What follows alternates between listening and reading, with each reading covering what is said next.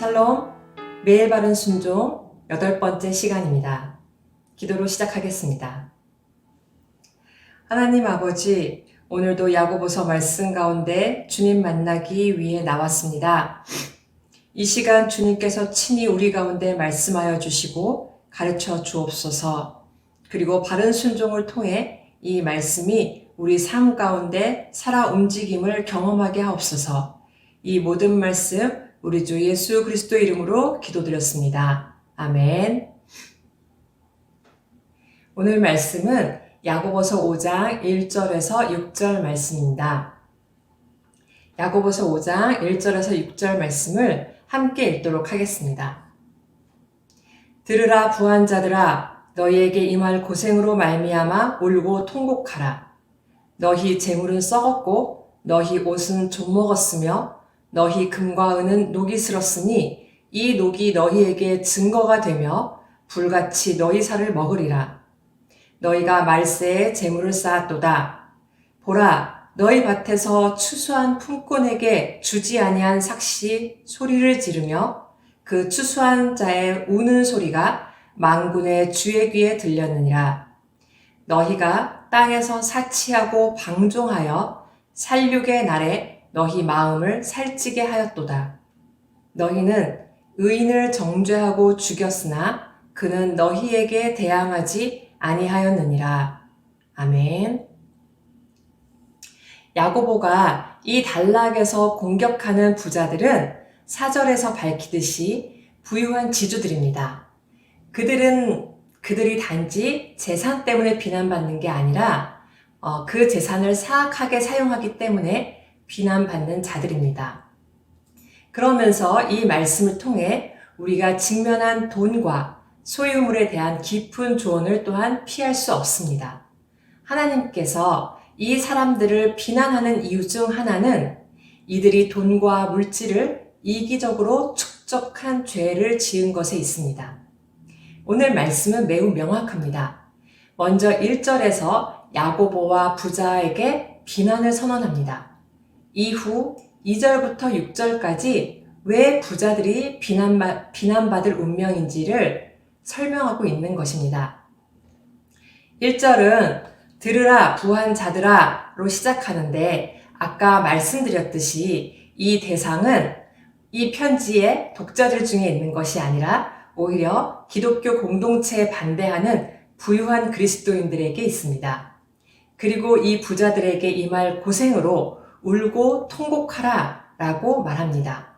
이것은 세상적이고 일시적인 고통이 아니라 하나님이 심판날에 그들에게 주실 유죄 선고와 처벌을 분명하게 가리키는 것입니다. 가난한 자들에 대한 하나님의 관심은 모세의 율법에 많이 반영되어 있으며 선지자들에 의해서도 부자들의 사회 경제적 착취는 자주 비난받았습니다.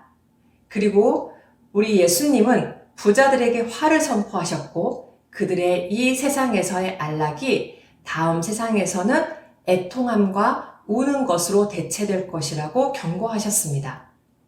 신약 성경에 나오는 부자에 대한 비난은 거의 항상 부의 오용에 기인한 것을 볼 수 있는데 야고보는 이 불의한 부자들이 비난받을 운명이 되는 이유를 이후로 자세히 설명하고 있습니다. 2절에서 3절을 보면 그들의 부를 자신들의 이기적인 목적을 위해 사용했다고 말하고 있습니다. 너희 재물은 썩었고 너희 옷은 좀 먹었으며 너희 금과 은은 녹이 슬었으니 라고 야고보는 말하고 있는데 부한 자들이 그렇게도 큰 의미를 두는 돈과 물질적 소유가 오래가지 못할 것이라고 상기시키고 있는 것입니다. 특히 썩었고 좀 먹었고 부식된 상태라는 말은 모두 완료 시제를 사용한 것을 보면 이미 썩었다는 것 그리고 좀 먹고 부식된 상태라는 것을 알 수 있죠. 즉 그들이 자신을 위해 쌓은 부는 자신을 위해 쌓은 그 즉시 그 물질들의 존재가 영원한 하나님 나라가 아니라 세상의 이 사라질 세상 운명 아래 이미 놓인 것이 되었음을 완료 시제를 통해서 보여주고 있는 것이죠. 그리고 그것들은 그 소유자들에게 영원한 혜택을 주지 않을 뿐만 아니라 심지어 그들에게 불리한 증인으로 설 것입니다. 이 부한 자들은 하늘 보물을 잃어가며 세상 보물에 집중하는 죄를 지은 것입니다. 너희가 말세에 재물을 쌓았도다 라는 이 말씀은 이 부한 자들은 다가오는 심판날을 위해 진노를 축적하고 있었다고 말하고 있는 것이죠. 즉, 내가 재물을 쌓아두고 있는 시기는 바로 마지막 때다 라고 말하고 있는 것입니다. 불의한 부자들이 비난받을 운명이 되는 두 번째 이유는 4절에서 나오는데 그들이 일꾼들을 속여 임금을 빼앗은 것에 있음을 야고보는 말하고 있습니다.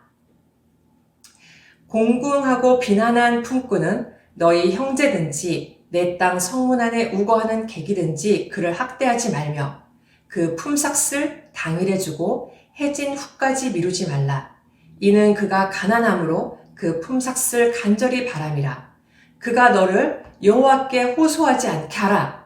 그렇지 않으면 그것이 내게 죄가 될 것임이라. 라는 신명기 24장 14절에서 15절 말씀에서 볼 수 있듯이 돈을 빼앗긴 일꾼이 그들의 고용주 때문에 죽게 울부짖고 있음을 묘사하고 있는데 야고보는 그 삭 자체가 너희를 향하여 울부짖고 있다라고 주장합니다.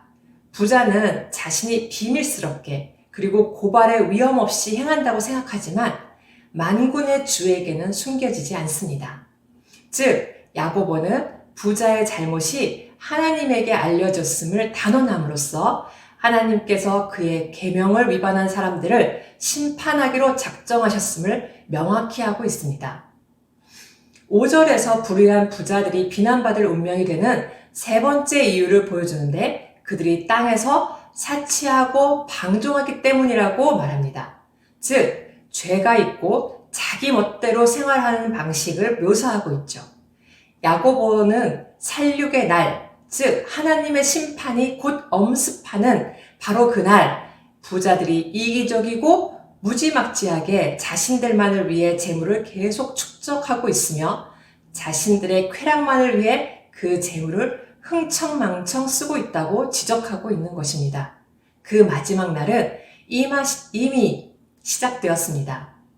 불의한 자들이 비난받을 운명이 되는 마지막 이유를 6절에서 볼 수 있는데 이제 야고보의 비난의 절정으로 의인을 정죄하고 죽이는 그들을 고발하고 있습니다. 여기서 의인은 전형적으로 하나님을 따르는 자이며 악한 부자의 손을 통해 박해를 경험합니다.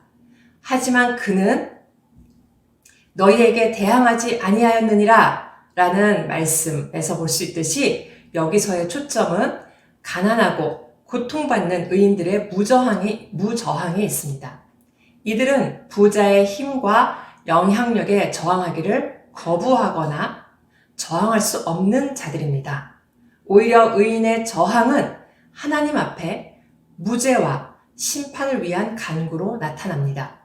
아까 잠깐 보았던 신명기 24장 15절의 말씀, 그가 너를 여호와께 호소하지 않게 하라 라는 말씀처럼 그들은 그들의 저항을 하나님께 호소함으로 보여줍니다. 사실 오늘 말씀은 기독교인들을 반대하는 부유한 비그리스도인들을 대상으로 쓴 야고보의 편지입니다. 그런데 처음엔 이 편지를 왜 야고보는 가난한 그리스도인들, 우리들에게 썼을까라는 의문이 들었습니다. 그러나 오늘 말씀 전체를 통해서 가난한 그리스도인이라고 하면서도 우리가 가지고 있는 것들에 대해서 혹시라도 이기적인 마음으로, 방탕한 마음으로 하나님 나라의 것이 아닌 사라질 세상의 것들로 만들고 있었던 것은 아닌지 돌아보게 되었습니다. 영원한 하나님 나라의 제물로 하늘의 보물이 되게 만드는 것은 바로 하나님의 뜻 가운데 바르게 사용하는 데 기인합니다. 또 한 가지는 세상의 부한 자들로부터 부당한 대우를 받고 어려운 일을 만났을 때 그들을 향하여 세상의 방식으로 대항하는 것이 의인, 그리스도인의 모습이 아니라는 것입니다. 우리는 쉽게 우리의 손으로 그들과 동일한 방식으로 복수하고 싶습니다. 하지만 그것은 바로 세상의 방식이며 바로 영원하지 못한 방식입니다. 오히려 영원하신 하나님께서 이 모든 것을 호소하는 것, 신원하는 것이 우리의 저항이며 대항입니다. 혹시 지금 악한 자로 인하여 억울하신지요? 우리를 위해 대신 싸우시는 만군의 주의 귀에 들리도록 기도함으로 이 모든 일을 맡기는 바른 순종을 통해 우리를 위해 싸우시는 주님을 경험하는 저와 여러분이 되시길 축복합니다. 기도하겠습니다. 하나님 아버지, 매일 바른 순종이 우리 안에 이루어지길 간절히 구합니다. 무엇보다도 어려운 일 앞에 쉽게 분내면서도 주님 앞에 호소하지 못했던 저희들을 불쌍히 여겨주시고 우리에게 주어진 것들을 하나님의 뜻이 아닌 썩어질 세상 것들과 똑같이 만들어버렸던 저희들의 연약함을 용서하여 주시옵소서. 이미 모든 것을 다 아시는 주님께서 오늘도 우리를 지켜주시고 함께 동행하여 주시길 간절히 기도드렸습니다. 이 모든 말씀 우리 주 예수 그리스도의 이름으로 기도드립니다.